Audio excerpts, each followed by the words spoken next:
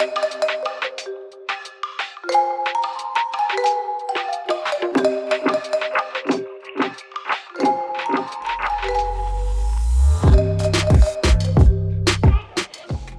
օր, սիրելի հետևորդներ, այսօր մենք կխոսենք հատապտուղների էտի մասին,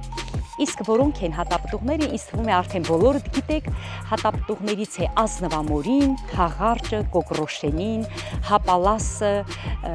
լորամրգին, գոջիբերին կամ հազազբերբերին, ելակը եւ այլն։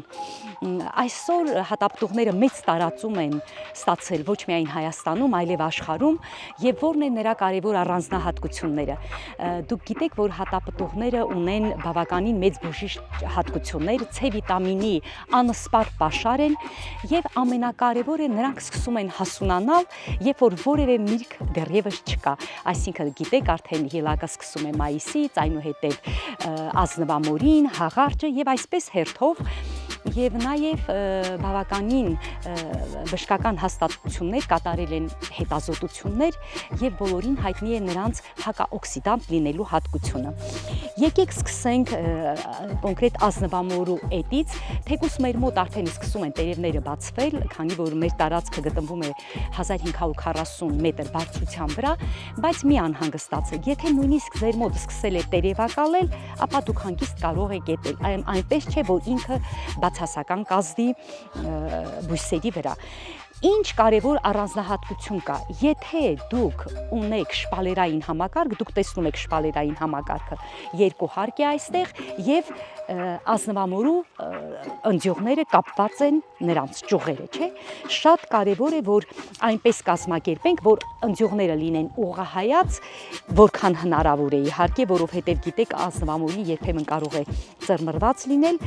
եւ 1 մետր տարածքում ընդհանրապես թողենք 8-10 երբեմն 12 ընձյուղ, որովհետև դա կախված է նաև հողի վիճակից եւ բնակլիմայական պայմաններից։ Ինչ ենք անում, օրինակ,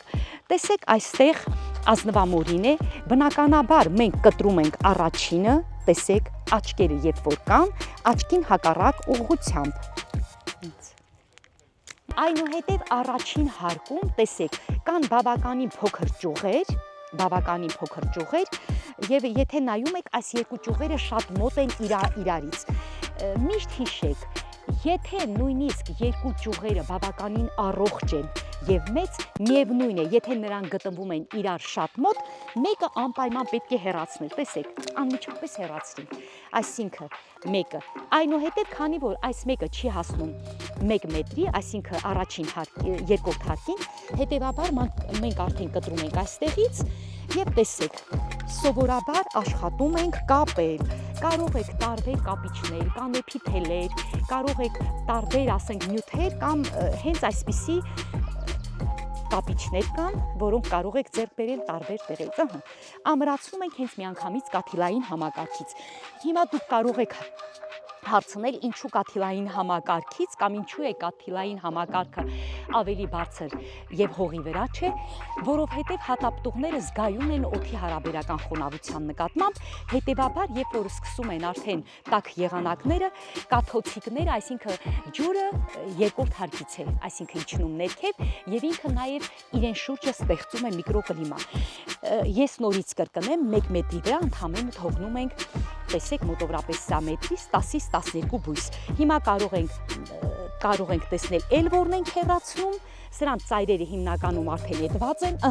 այստեղ շատ խիտ է, մի անհանգստացեք, եթե խիտ է, դուք անպայման մեջտեղի բույսերը շատ հանգիստ կարող եք կտրել եւ հեռացնել։ Որքան ինչի համար, տեսեք, այստեղ ես նոսրացրի, տեսեք, որքան նոսրացրի եւ մոտավորապես մեր քանակի արդեն ընձյուղներ ունենք։ Ինչն է այստեղ կարևոր, որ բույսերի սնման մակերեսը լինի բավականաչափ, ինչու համար, ինչ է նշանակում հողի բերքատվություն։ Տեսեք, եթե նույնիսկ մենք կտրում ենք, դա չի նշանակում, որ բերքը նվազ է լինում, այսինքն բերքատվությունը դա այն է, թե հողում ինչքան սննդատարեր կա։ Եթե երկու ճյուղ իրար կողքի են,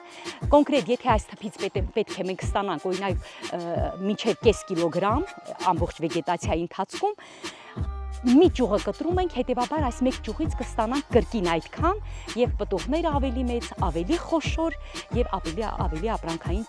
տեսքով։ Նման էտը, նոսրացումը եւ էտը օգնում է նաեւ որ քամին խաղա,